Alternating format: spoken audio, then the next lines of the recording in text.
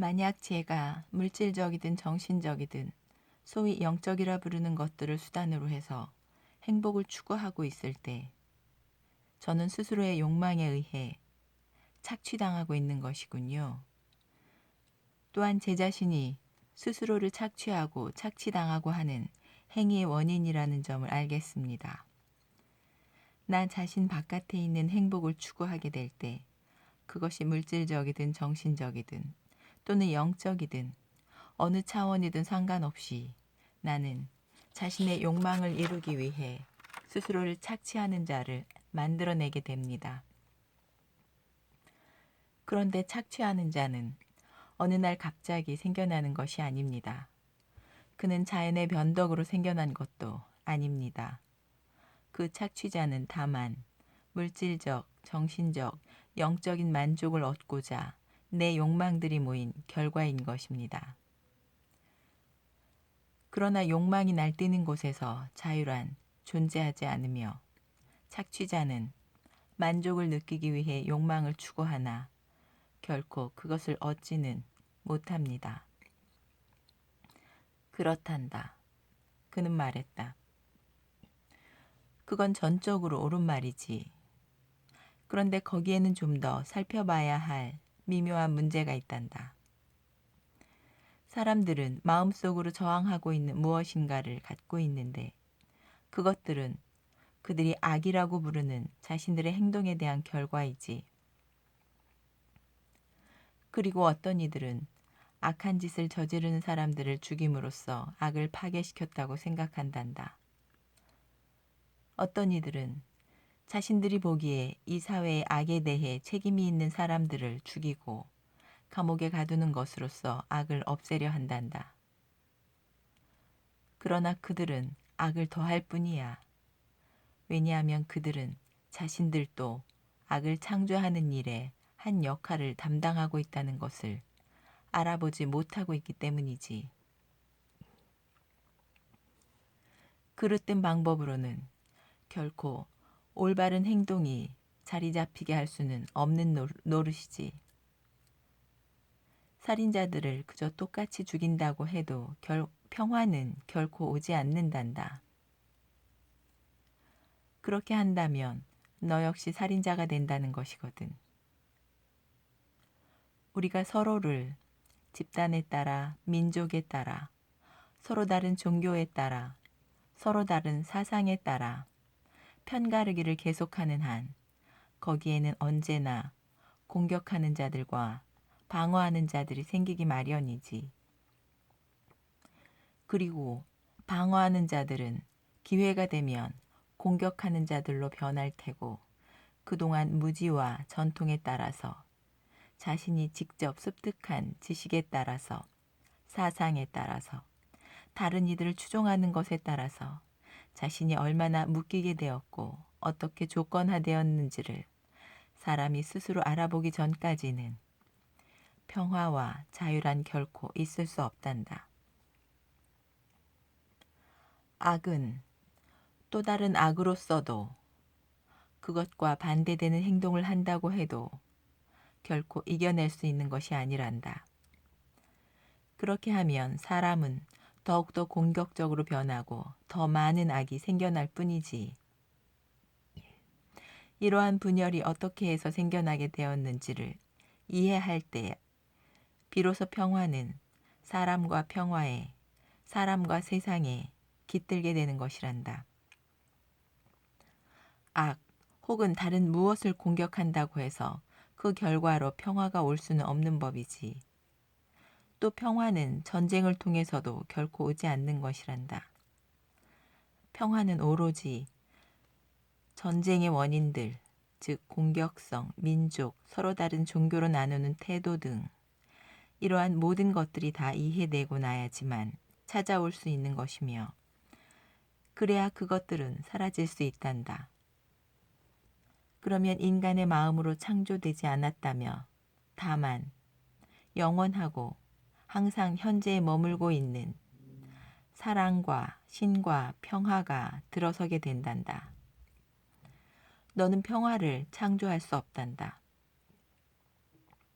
사랑과 평화는 세상에 있기 전부터 존재해왔던 모든 것을 하나로 묶고 있는 통일성의 기초 원리이자 지금 존재하는 유일한 실제이기 때문이지. 내가 바로 유일하게 존재하는 하나이다. 나 말고는 다른 무엇도 존재하지 않는다. I am the only one. There is none besides me. 영성이란 모든 것을 아우르는 것으로서 그 안에는 어떤 차별도 어떤 분열도 지위나 무엇인가를 얻기 위한 욕망도 없단다. 무지의 그물을 벗어나 자유롭게 남아있고자 한다면 너는 반드시 모방이나 전통 또는 자신이 모르고 있는 권위의 노예가 되는 것을 거부하면서 자기 자신만의 생각에 자유로움을 지속시켜 나가야만 한단다. 세상이라는 거대한 나무는 이기심의 뿌리를 내리고 있으면서 자신의 환상과 두려움과 모순 등이 이 모든 것들이 뒤얽혀 있는 가지들이 뻗어 있는 것에 지나지 않는단다. 사람은 두려움에 사로잡혀 무의식적으로 행동하고 그렇게 하면서 점점 더 무책임하게 변하지. 이로써 더 큰 혼란과 무질서에 이르게 되는 것이란다. 이해와 조정을 통해서 나오는 의식적인 행동은 순수한 생각에 이르게 한단다. 또한 순수한 생각은 더 이상 그 어떤 공격성이나 이기심이나 미움이나 살해도 그 안에 품고 있지 않는 순수한 행동으로 이어지게 되지. 그때야 비로소 언제나 현재에 그저 있는 현존에 대한 깨달음이 깃들게 된단다.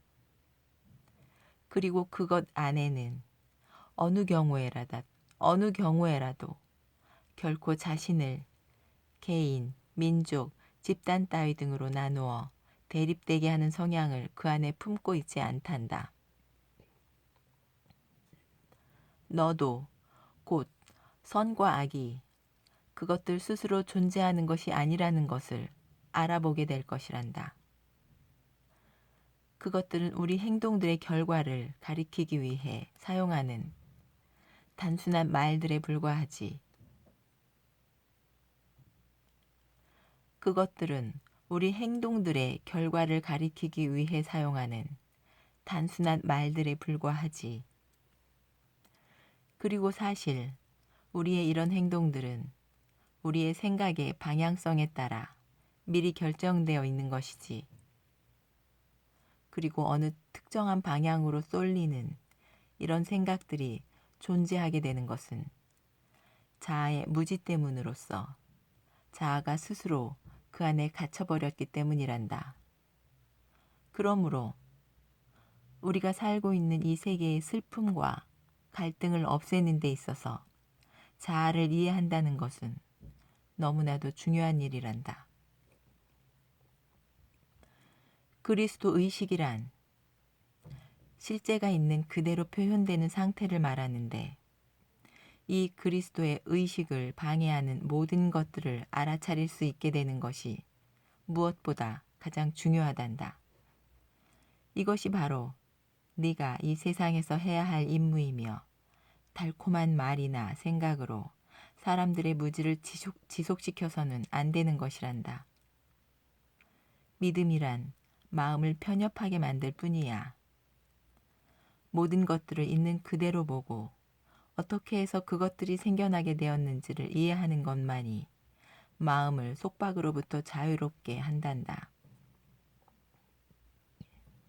현상, 그 배후에 있는 원인을 이해할 수 있는 명료한 마음, 비난이나 반대, 애국심, 종교의 형식, 정치의 속임수 등으로 인해 혼란스러워지지 않는 마음, 인류가 어떻게 조건화되어 왔는지를 살펴보는 마음으로 이러한 조건들을 분명하게 알고 있을 때 그것들은 떨어져 나가 버린단다.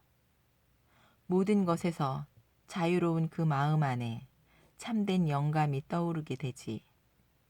그리고 이것이 바로 그리스도의 요가란다. 기도할 때 신과 자신이 서로 떨어져 있는 존재라고 생각하지 말아야 한단다. 또한 영감을 밖에서 구해서는 안 된단다. 행여나 그렇게 한다면 너는 분리의 환상 속에서 길을 잃게 될 것이란다.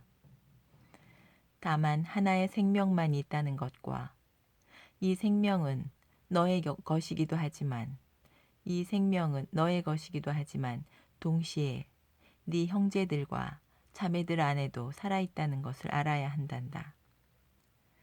자기는 무한하신 이의 어떤 부분이고 다른 형제는 다른 부분이라는 식으로 그 생명은 결코 분리되어 있지 않단다. 하나의 생명은 그 안에서 무엇으로도 나누어 있지 않기 때문이지. 하나의 몸에 수많은 장기들, 심장, 폐, 간, 신경 조직, 뼈, 손, 발 등은 다 그 안에 있지만 몸은 하나일 뿐이지. 또한 하나의 피만이 하나의 몸 안에 있는 모든 지체들 사이를 순환하며 생명의 영양분을 공급해 준단다. 이와 마찬가지로 서로 다른 민족들도 모두 다 같이 하나의 몸 안에 있는 같은 구성원들이란다. 그리고 그 하나의 생명은 모두 안에 깃들어 있지. 네가 거짓인 것을 다 이해하고 나면 그때 비로소 진리가 있게 된단다. 진리 이외의 것들은 아무것도 존재할 수 없단다. 진리가 아닌 다른 모든 것들은 스스로 존재할 수 있는 바탕이 없기 때문이지. 거짓인 것은 진리 안에서는 결코 존재할 수 없단다. 진리는 존재하는 모든 것이며 진리 안에서는 어떤 분리도 존재하지 않기 때문이지. 분리는 사람의 마음이 만들어낸 환상이야. 이 말과 함께 그는 말하기를 멈추었다. 그리고 나 역시 침묵했다. 침묵 말고는 다른 어떤 것도 할 수 없었다. 내 마음은 생각하는 것을 멈추었다. 나는 제대로 듣는 법을 배웠다. 나는 그이께서 말씀하시는 내용에 대해 생각을 만들어내려 하지 않고 다만 나 자신을 이해함으로써 내 안에서 변모가 일어날 수 있도록 하는 방식으로 들었다. 이제 나는 이런 자기 이해야말로 지혜의 문을 여는 열쇠라는 것과 자기 이해 없이는 어떤 지혜도 있을 수 없다는 것을 알게 되었다.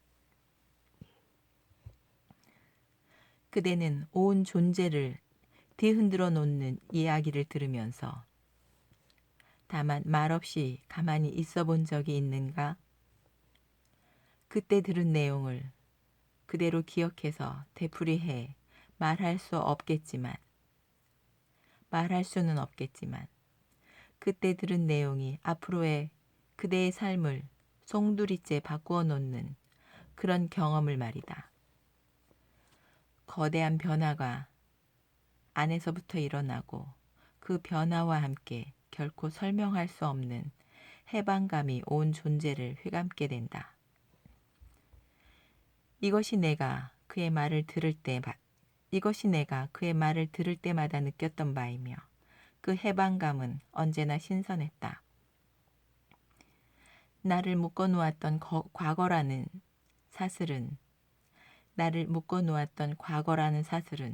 계속 헐거워지며 떨어져 나가고 있었다.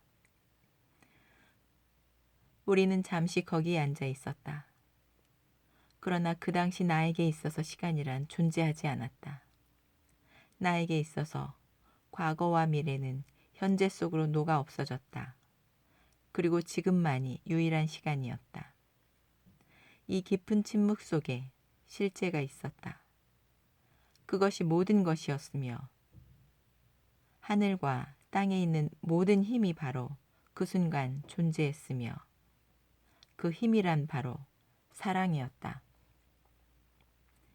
사람들은 현재 속에서 살고 있지 않기 때문에 미래에 대한 희망이 그들에게 더 중요하게 된 것이었다. 그러나 그대가 이 문제를 깊이 들여다본다면 희망이란 언제나 미래의 어느 곳에 놓여 있음을 보게 될 것이다. 그러나 미래라는 시간은 마음 안에서만 존재할 뿐이다. 그대의 삶은 결코 과거나 미래가 아니라 언제나 오직 현재 속에 있을 뿐이다. 지금만이 창조적이며 유일한 바로 이 순간이며 언제나 새롭고 순간에서 순간으로 존재하며 지금 안에서 기억은 녹아 없어지고 사랑이 유일한 실제가 되는 것이다.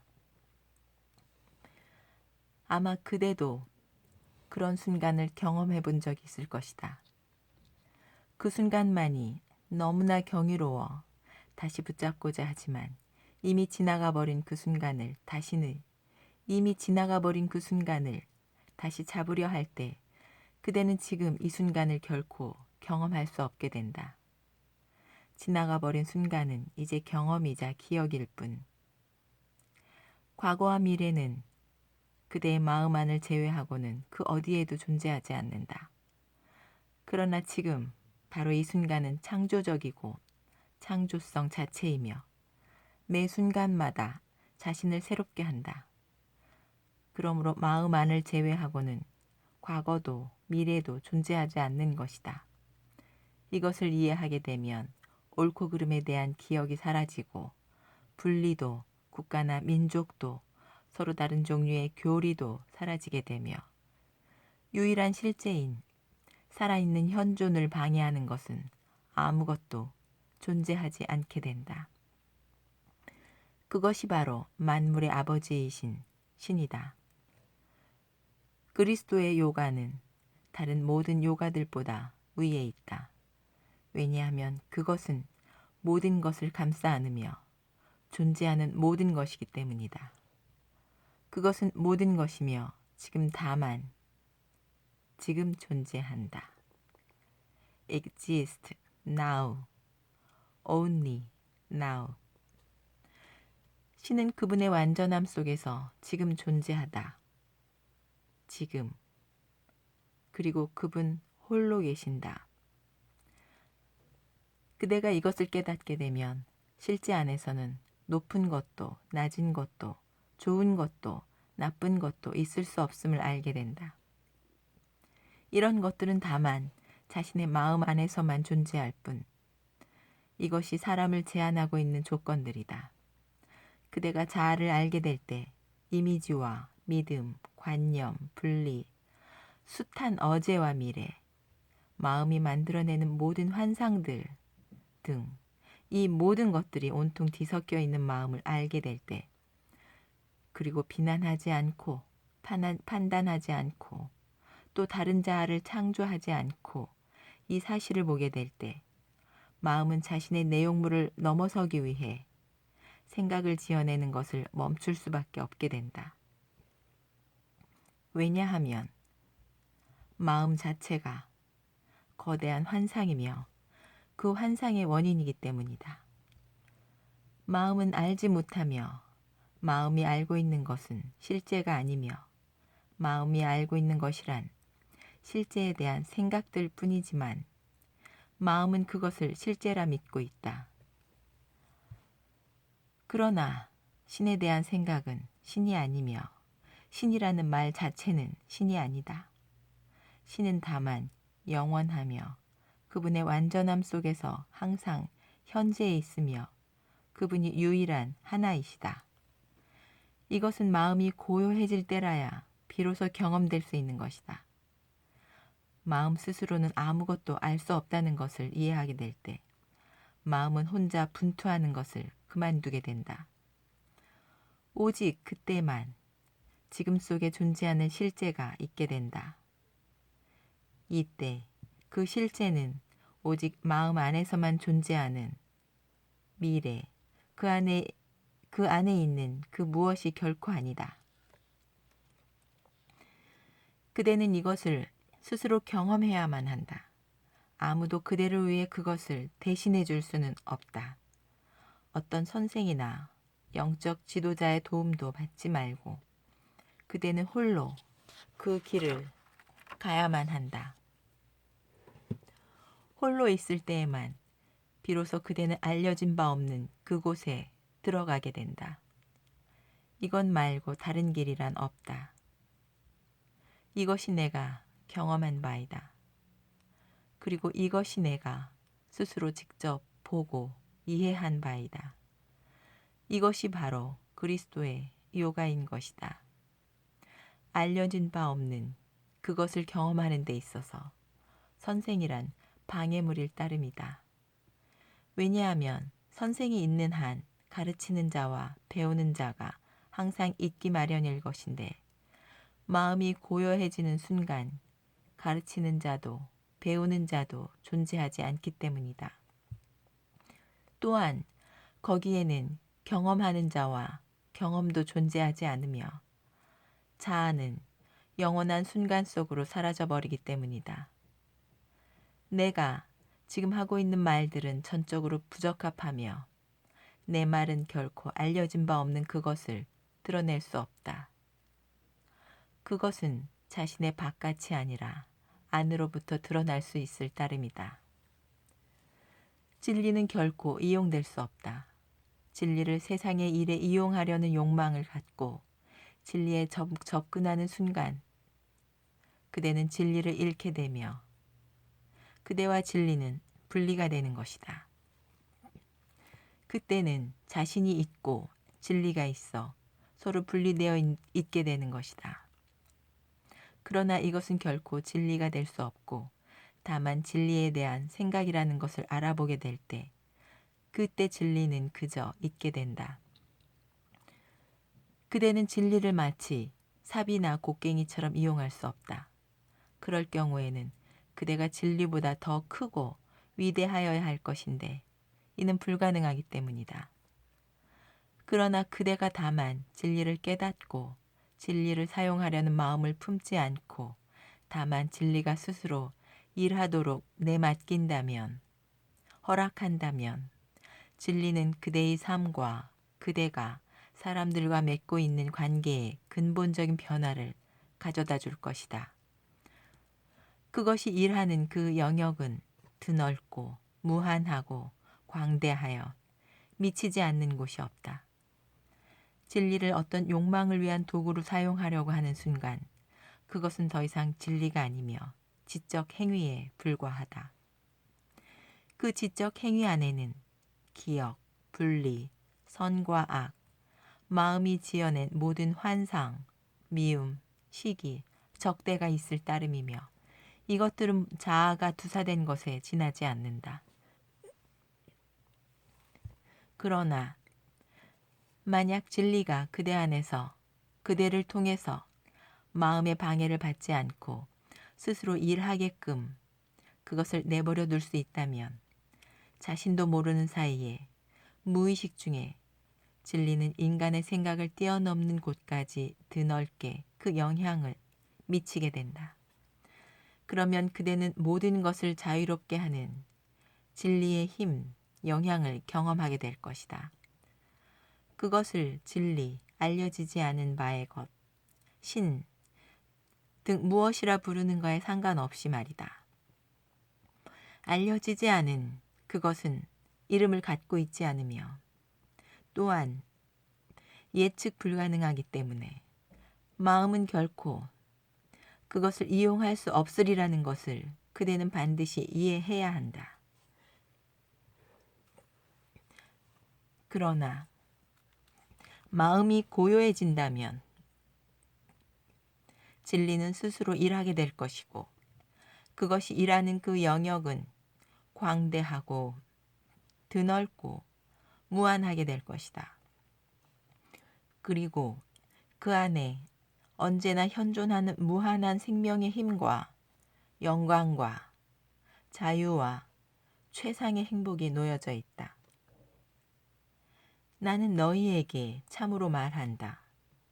누구든지 신의 나라를 어린아이처럼 받아들이지 않는다면 결코 거기에 들어가지 못할 것이다. 루가복음 제18장 17절